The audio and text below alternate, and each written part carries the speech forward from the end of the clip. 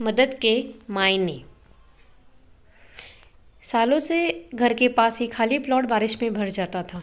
मच्छर, कीड़े मकोड़े और यहाँ तक कि सांप भी पानी में तैरते नजर आते थे।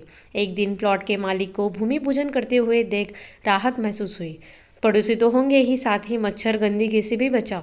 पर वहाँ लगा मजदूरों का जमघट, वह भी कोरोना काल में। खैर, मकान बनेगा तो मजदूर तो होंगे ही, झोपड़ी भी होगी। इस सच से समझौता कर लिया। धीरे धीरे मजदूरों को समझाने की कोशिश की, मास्क लगाओ, ध्यान रखो, लेकिन उनके कान पर तो जू भी नहीं रहेंगे। हरदम यह कहकर बात टाल देते थे, हमें कोरोना वोरोना नहीं हो सकता।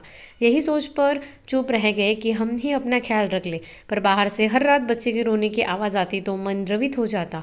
इतनी सर्दी में कैसे यह मजदूर छोटी सी झोपड़ी में अपने आप को सुरक्षित रखते हैं। उस दिन रहा नहीं गया तो पतिदेव ने एक रजाई और एक गद्दा निकाला और बाहर उड़ने देने के लिए कहा। मैंने बाहर जाकर उन मजदूर दंपति से पूछा, रजाई लोगे? मजदूर माँ ने झट से ले ली। पता चला उसका 1.5 महीने का बच्चा है, उसके साथ दिन भर मजदूरी करती है। एहसास हुआ कि कितनी कठिन जिंदगी है। मैं भी मजदूर दंपति से बातचीत करने लगी। वह मास्क लगाने लगे थे। एक दिन गैस पाइपलाइन वालों ने पाइपलाइन डालने के लिए खुदाई की तो उनकी झोपड़ी आधी तोड़ दी।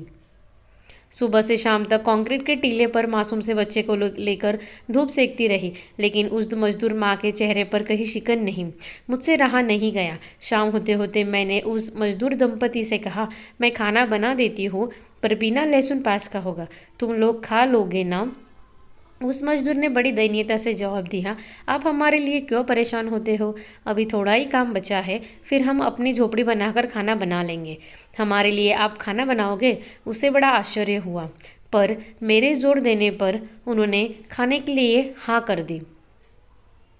उन्हें भरपेट खाना खिलाकर बहुत ही खुशी मिली। रोज उनके चेहरे पर मुस्कुराहट देखकर मैंने भी उनसे सीखा कि मुश्किलें आती है, चली जाती है, पर हमें हिम्मत से हंसते हुए उनका सामना करना चाहिए। एक दिन वो मजदूरन बोली, आंटी मेरे लिए लड्डू बना दोगे क्या? मेरी सास ने बना कर दिए थे, वो खत्म हो गए हैं।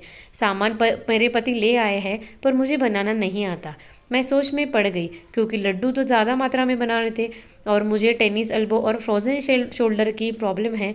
इसकी वजह से मैं अपने आप को कुछ असमर्थ महसूस कर रही थी। मैं सोच रही थी, इतनी में मेरी काम वाली बाई ने कहा, मैं आटा कल घर से सेक लाऊंगी, उसमें ही हाथ ज़्यादा दुखता है, बाकी आप मेवों को मिक्सी में इकसार कर देना, लड्डू मैं बांध दूंगी। सच, उसकी भलाई की पहल चौंकाने वाली थी। मासूम और उसकी माँ की तकलीफ को विपन्न घरेलू कामगार ने भी समझा। स्वादिष्ट लड्डू भी बने और मजदूर ने उसे सहर्ष स्वीकारा। निस्वार्थ भाव से मदद कर संतुष्टि तो सभी को होती है।